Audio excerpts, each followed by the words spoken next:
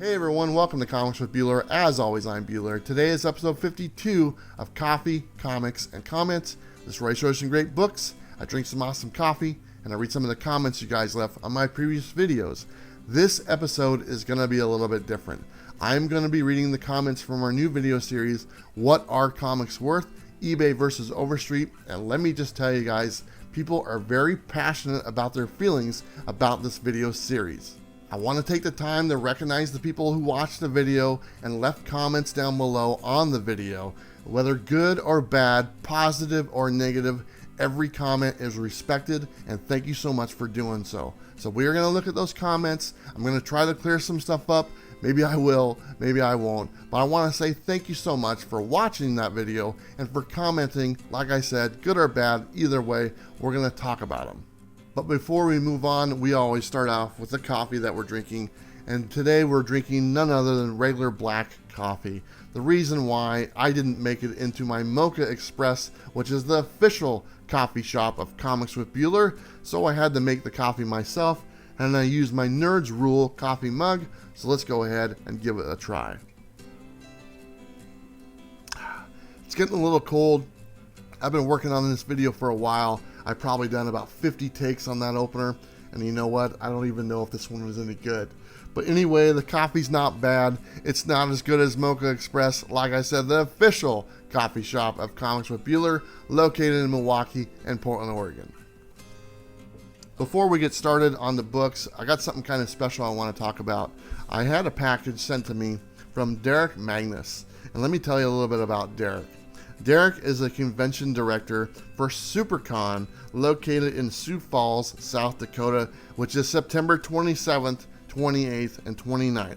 So in this package, he sent me this cool button with their logo and everything. He also sent me a t-shirt and this one, and he also sent me a black one. This one's a little small, so this one is going to my son. And the black one, I'll be honest, Derek, it's kind of small. It's kind of got the whole fat guy in a little coat thing going on from Tommy Boy. So I'm not going to be doing anyone any favors if I wear it anytime soon. But thank you so much. It gives me something to work for, and I'll wear it eventually. But let me talk about the con itself. And there's a reason why I want to talk about this con, is because it's pretty cool. It is a non-profit Comic-Con, and all the net proceeds from the convention benefit Reach Literacy and JY6. JY6 is a Pediatric Cancer and Leukemia Research Foundation. So all the convention benefits go to charity, and you know what? That's fantastic. I've looked at this convention. I've looked at some of the people that are going. They have some wrestlers there. I believe Billy Gunn from WWF, or he used to be WWF, is going to be there. And it's more than just comics. They have board games and video games and anime, cosplay, you name it. And it's really cool. So Derek, I want to say thank you for sending me all that stuff. And if anyone is interested in going to SuperCon in Sioux Falls, South Dakota, September 27th, 28th, and 29th, all the information down below to their website, their Facebook, their Instagram, it's all down below. Please check it out. And another really cool thing, you can go to their website and you can just donate to these charities straight from their website. Now, Derek left me a message. He said he'd really like me to come down to SuperCon someday. And you know what, Derek, I'd really like to. I wish I could make it this year, but unfortunately funds are a little low, so I'm not going to make it. But if I won the lottery, SuperCon is the very first stop I'd make. And who knows, maybe next year we can make it happen. But Derek, thank you so much. And everybody, please check out SuperCon. And if you go to SuperCon, tell them Bueller sent you. And don't forget to buy a shirt. Okay, so let's go ahead and move on to some of the books that we have. Before we do, let's have another sip of black coffee. The first one we have up here right now is Amazing Spider-Man, number 294. This is from the Craven storyline that went over Web of Spider-Man, Peter Parker, Spectacular Spider-Man, and also Amazing Spider-Man. The reason I'm showing these books, and here's number 293, is because these books are part of my new video series, What Are the Best? And the video series are what are the best 3 Marvel storylines. And it's really up to you guys. So if you haven't watched that video, I'll put a link right there, and there'll be the link at the end of this video so you can check it out as well. But do me a favor, we got one more week to enter the results. All you have to do is enter your top 3 Marvel stories. And what we're going to do, we're going to take the average of the most voted on. We'll finally be able to know what are the best Marvel stories that have been out there. But let me show you another book from this series. It's Web of Spider-Man number 31. Very cool. Another one of my top 3 is The Secret Wars. And this is number 1 of Secret Wars. Love it. Secret Wars number 5. And Secret Wars number 10. Another great book. Now the third favorite one for storyline, and I actually don't have the book itself or the books. I have the hard copy of X-Men Days of Future Past, the big graphic novel. I believe it's X-Men, what is it, 130, 131? I could be wrong. 141 and 142, I believe. So Days of Future Past by Chris Claremont was one of my favorite stories, and I'm surprised I don't have those 2 books. I'm looking to pick them up. Hopefully I get a good deal, but for right now, I have this. Do me a favor, like I said, go check out that video. Tell me your top 3 favorite Marvel stories and help me find out what the community thinks of the top 3 Marvel stories are. Alright, let's go ahead and get to some of the comments that we have. And like I said, these comments are going to be a little harsh, but that's okay. The first one is from Shannon B. Now, Shannon likes the series. Shannon B says, I love this series. I am always getting into debates with young collectors about internet pricing and especially eBay versus Overstreet about how the guide is out of date the moment it is printed. I try to explain that a book that has gotten hot in the last year will have a lower price listed, but any stable book Overstreet will win out on pricing because the price has stabilized and found its market threshold. And eBay buyers are looking for a deal on older books, as well as many sellers that don't really know what they have brings down the price if you only look at one source, i.e. eBay. Whereas Overstreet is a compilation of all market sales tracking from retailers, conventions, and internet sales through a network of reputable dealers and industry experts. Again, thanks for doing this series. I think it will be eye-opening for many. Shannon, thank you so much. I do want it to be eye-opening for people, and honestly, after I did the first episode, it definitely opened my eyes, and then when I did the episode 2, which just came out, it kind of confirmed episode 1's results as well. But Shannon, thank you for watching the video. Thank you for taking the time to write this comment and the detail you put in here. I think you kind of understand where I'm going with it, and like I said, I appreciate it, so thank you very much, Shannon. This next one is from Brad Massey-Million. He says, the comic is worth what a person is willing to pay for it. Enough said, LOL. Well, Brad, you're right on the money. And really, your point of view can be said about everything. A car is worth what someone's willing to pay for it. A bag of dog food is worth what someone is willing to pay for it. And when you look at comic books, and if you look on eBay, and if somebody bought it for that price, that's what they're willing to pay for it. And if that price is similar to what Overstreet is, that's kind of what I'm pointing out. But thank you, Brad, for the comment, and I appreciate you taking the time to watch the video and leave this comment also. Let's go ahead and get to some more of the books. We'll set these down. And these are my newer books that I picked up this last week. This is The Power of X number 2. Read that one. Honestly, wasn't a fan of that issue, and there was a lot of ads at the very end. The last 10 pages are either ads or the little description paragraphs. So I was a little surprised for that. I was kind of let down.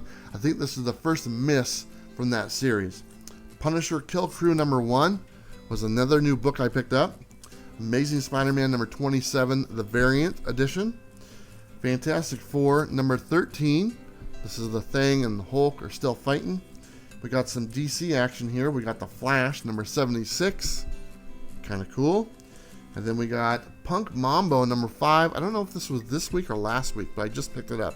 Kind of cool. The series comes to an end. I've really enjoyed it. This one is great. I actually just picked this one up yesterday. Once and Future by Boom Studios. There's a lot of buzz about that one. That's number 1. My local comic shop probably had about 10 of them still sitting on the shelf on Sunday afternoon. I might have to go back and get some more. Let me set these down so they don't fall. We have Oblivion Song number 18. I've been on this series from the very beginning. It's one of my favorites. And Silver Surfer Black number 3. I'm going to go ahead and stick with this series. I actually really like that cover. I've been kind of critical on the artwork, but this cover itself, I really thought it was good. And there's only 2 more books. I think it's a 5-part limited series, so I'm going to stick with it. I haven't read it yet. Maybe I'll read it this week. Okay, let's go ahead and get back to some of the comments. And this one is from Chris Sherrock, and Chris enjoyed the video as well. Said, thanks again, Bueller, for a great show. I really like seeing how much some of my books might be worth. Pretty cool. And that's what it's really about. It's about showing the similarities between eBay and Overstreet Price Guide. Some are going to be close, some are not going to be close. And really, if you want to take the time to pick certain books that are going to be higher priced than Overstreet, you can do that. Or if you want to pick some books on eBay that are higher priced, you can do that as well. I try to do a random selection. That way we get an average, and it really does kind of tell you what your books are worth. And it's kind of nice to see it on a publication and then also see it in real market value. All right, the next comment I have is from Lakewood Live Archive. Pretty clever format, thank you very much. Not sure how you pick the books to include in the segment, but maybe you can use the current monthly dollar bin diving list from CBSI from time to time. I'd like to see the Overstreet dollar versus eBay dollar on those books that are out in the wild in many dollar bins. Lakewood Live Archive, I think that's a good idea. Like I said, the books I pick are random. I try to do independent books now because a lot of people ask me about independent books. I try to do newer ones and older ones. They obviously have to be listed in Overstreet. So whatever publications came out after Overstreet was published, they're not going to be in there. So those books will not be included. But I like the idea of doing the dollar bin diving. I do like to actually have the book. I might go to some digital images down the road. I actually do have books selected for episode 3 and 4 already picked out. And like I said, they are random. I'm curious to see what the results are, but I like that idea. Okay, let's go ahead and get back to some of the comics. And this one right here is my shiny cover of the week. Fantastic Four, number 400. Look at that goodness right there. Wow. And these are some of my pickups I got this week. Web of Spider-Man number 70. First appearance of Hulk Spider or Spider-Hulk. Kind of cool. Spider-Man 2 number 1. Got this for like $1. Can't complain there. And also Ultimate Spider-Man. This is Miles Morales number 1. I believe I got the first and second printing of that one. So kind of cool. And then I just like the cover on this one. This is an Ultimate Comics All New Spider-Man number 20. And it's got Venom on there. So I wanted to give that one a shot as well. And speaking of Venom, and this, I need some help because I don't understand this. Okay. So this book came out last year. And this is Venom Annual number 1. Great cover, by the way. That was the first annual. And then we just got this one last month. And this is Venom Annual number 1. Now, how could both of these be Venom Annual number 1? I know they're from both the same series, if I'm not mistaken. So I'm a little perplexed on how the numbering system is working for that annual and this annual. If you guys know the reason why they're both considered number 1, please let me know. Because like I said, it just kind of is confusing, and I thought it was kind of interesting. Okay, let's go ahead and get back to some of the comments we have. The last 2 comments I have, this one is from Comic Stop. And Comic Stop says, eBay wins all the time, no matter what, because that's money in your hand. Try to get Overstreet to pay you. Okay, so first things first, he's obviously a fan of eBay. eBay doesn't put money in your hand. It's actually the person who buys the comic who is sending you money, just like Overstreet doesn't put money in your hand. But you understand that. But I understand what you're saying as well, because that's where you go to buy things is on eBay. But you're buying from other people who are selling. It's kind of like an online garage sale. And you're not really buying from eBay the store. You are buying from a person listing it on eBay. And whatever that person used to put the value on their book, whether they use Go Collect or they use Overstreet or another similar product that sold for a certain price, then that's where that price comes from. Just want to clarify that you're not actually getting money from eBay. You're getting it from someone who is buying a book. Okay, next comment we have is from K405. They say, I truly believe this video is very misleading. Only rookies would believe that Overstreet Price Guide can compete with eBay. If you want to value your books, use eBay for higher profit. Rest in peace, Overstreet Price Guide. First things first, K405, thank you so much for watching the video. Thank you for leaving the comment. It's very much appreciated.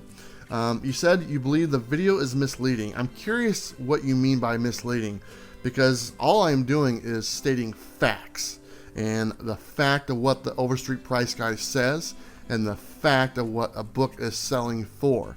If you have a issue with the facts, that's kind of where I run into a problem. But I understand kind of where you're coming from.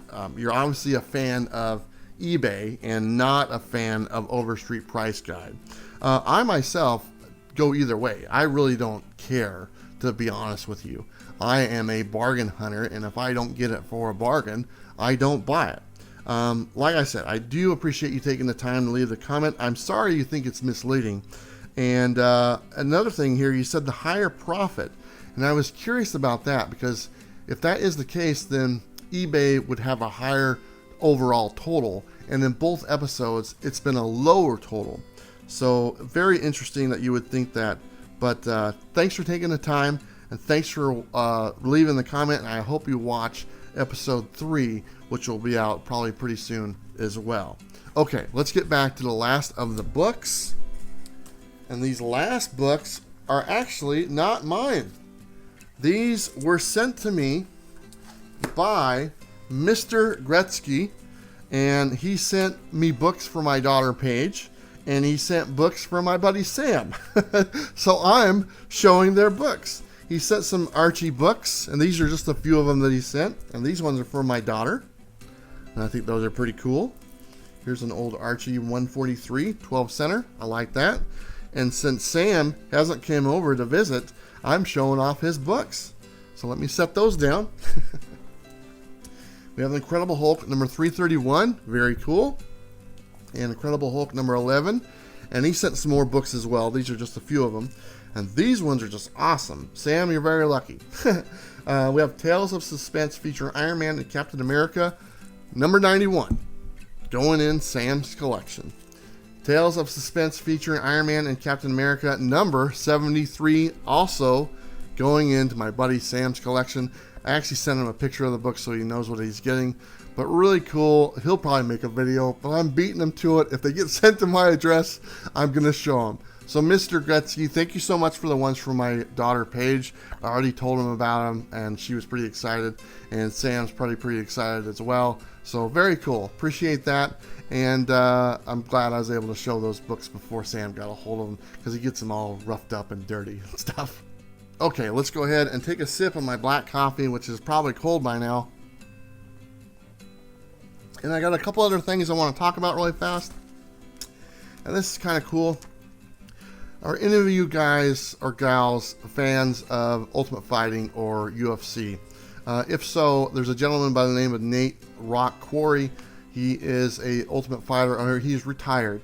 But this gentleman has fought for championships. This gentleman has main evented UFC events. He was the coach for the Ultimate Fighter. He was a team captain as well.